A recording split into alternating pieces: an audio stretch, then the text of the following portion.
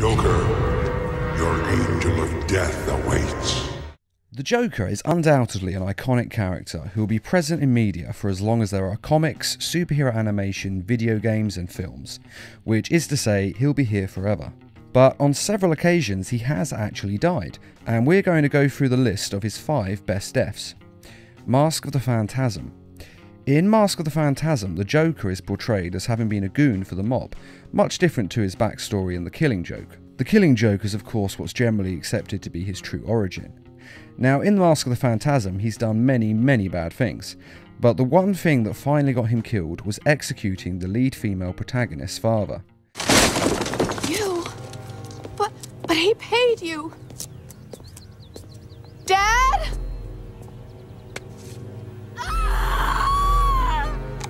After this happened, she hunted down all the members of the mob who were responsible for killing her father.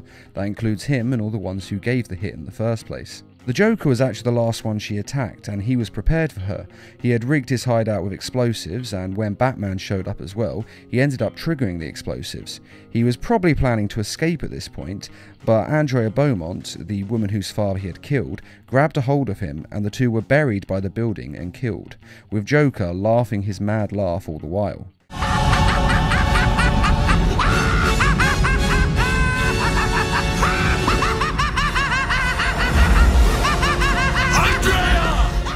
And little did he know that he was actually robbing Batman of one of his greatest loves as well. Injustice. The Joker's death in Injustice is great for one reason. It's not Batman who finally snaps and kills him. For years, fans have been saying that Batman should kill the Joker, because he always escapes from wherever he is incarcerated, no matter what. Even in the Lego Batman, he was able to escape from the Phantom Zone and come back stronger than ever. And when he does come back, he kills more people and ruins more lives. And with each escape and stunt he has done, these stunts become larger and larger in this ever-building escalade of danger and damage that he has to create. But Batman has always refused to give in and break his moral code. No matter what the Joker does to him, he would never kill him. But when Joker sets off a nuke in Metropolis, killing 5 million people, which is undoubtedly the worst thing the Joker has ever done, Batman has control, though admittedly it is measured. The nuke. Where'd you get it? What? You want one? Copy that. But it's Superman who can't handle it. Everyone thinks Batman is the Dark One who interrogates in torturous ways. Please, God, stop! I'll tell you, just stop! Remember something else? And is the one who's most likely to snap, as Superman is the Boy Scout goody two-shoes. But in this we see that Batman is actually the more morally correct of the two, as he's been able to resist giving in killing the Joker for years. But if I do that, if I allow myself to go down into that place, I'll never come back. But Superman cannot deal with someone as insane and evil as the Joker, and kills him in an instant. Now run along, so I can break out of here. I've got lots of planning to do to top this. That's enough.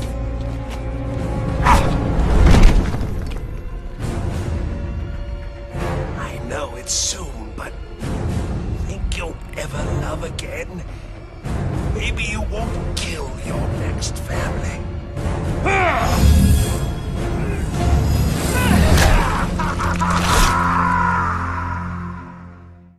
And that's what makes this such a great death, the fact that it was Superman and not Batman who broke first and took a life. It's interesting to see that Batman, the only one of the main 7 Justice League members who doesn't have any powers, is the one strong enough to resist killing the Joker, whereas Superman, the strongest and most powerful being on the planet, is not strong enough to stop himself. That being said, I do completely understand why Superman killed the Joker. He killed his wife and unborn child, and I don't honestly think any man worth a damn would be able to stop themselves from killing the Joker if that had happened to them. Not straight away when the pain and the loss was still fresh, which is why Superman shouldn't have been anywhere near the Joker at that point, but they couldn't exactly keep him away. As I said, he is the most powerful being on the planet. And killing the Joker is forgivable under those circumstances, at least in my mind, and I think that any jury would have let him go on a plea of temporary insanity. But it's everything the Superman does next that's wrong, And the Injustice games did prove that once a life is taken, it's a slippery slope to becoming a fully fledged supervillain, which Superman definitely became in the Injustice 2 video game. I'll have a legion whose power rivals the combined Lantern Corps. And I want you to lead it with me. Never, Cal. You'll either make the right choice, or I'll make it for you. And this is actually one of the best things about the Injustice games. It does show why superheroes should never kill, even though we always say they should when we read the comics and watch the films. They have to have a line in the sand because once they cross it, they can't go back. Arkham City. In Arkham City, the Joker is dying. This is due to all the chemicals that were in his system in the first game, Arkham Asylum. In this first game, we saw him inject himself with the formula Titan, which is based on Bane's venom and transforms a person into a monstrous Bane-like state. Showtime, Batman! Let's give the room something to talk about! Two freaks in a fight to the death! These chemicals, combined with the cure to return Joker to normal, leave his blood poisoned and toxic, and he has hours to live as the game starts. Mr. Freeze is making a cure for the poison, but it turns out to be more complicated than simply synthesizing it. Perhaps I should elaborate. Creating an antidote to the disease that afflicts the clown was easy. Unfortunately, the cure degrades too quickly. It needs a restorative element, some kind of reforming enzyme. Without it, it breaks down before it can help its host. I've seen this before. Finding a suitable enzyme is not the only problem. It needs to be adapted, bonded to human DNA. That will take decades. Because of this, the Joker needs Batman to get him the cure, so he injects Batman with the same poison. Batman is fine with this as he'd rather die than save him, but Joker has a backup plan. Oh, didn't I say? I've spent weeks shipping samples of my blood to emergency rooms all over the city. So Batman has to get the cure by getting Ra's al Ghul's blood and using it to synthesize the cure. Being Batman, he of course does this, but it's not that simple once the cure's synthesized. The formula is complete. The bonding process appears to have been successful. How are you feeling? You look unwell. Give it to me. I'm afraid I cannot do that, Batman. You have given me your last order. But finally, after some pretty good boss fights, Batman gets the cure and drinks enough to save himself, and has enough of it left for the Joker as well. Every decision you've ever made ends with death and misery. People die. I stop you. You'll just break out and do it again. Think of it as a running gag. No!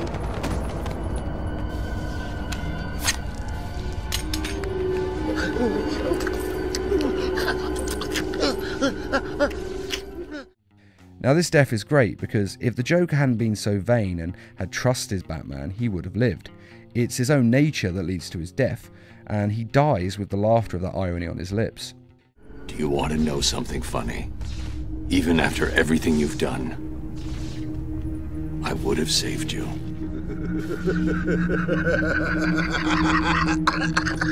You know, that actually is pretty funny.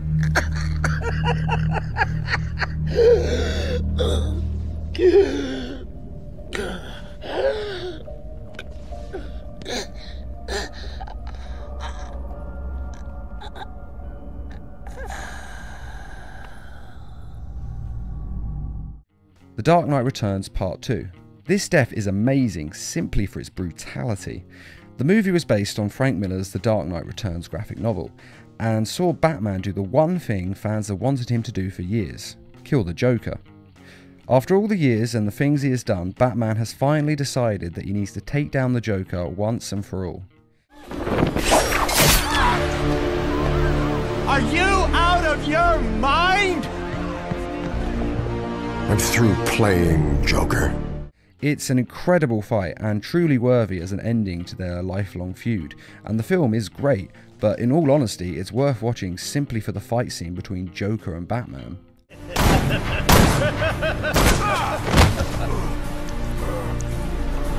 Oh, that's bad.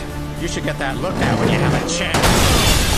After a violent and bloody confrontation through a theme park, the two end up in the Tunnel of Love, which is actually rather a fitting setting for the two since they have a deeper connection with one another than some lovers do.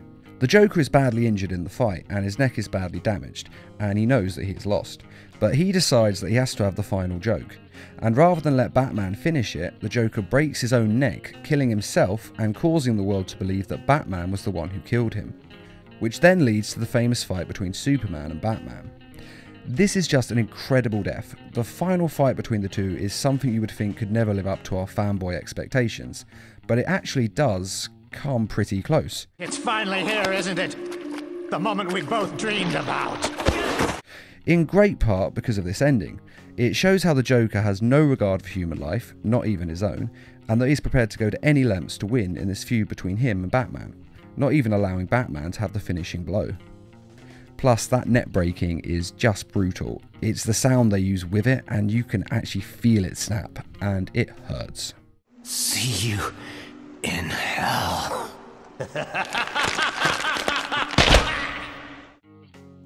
Return of the Joker.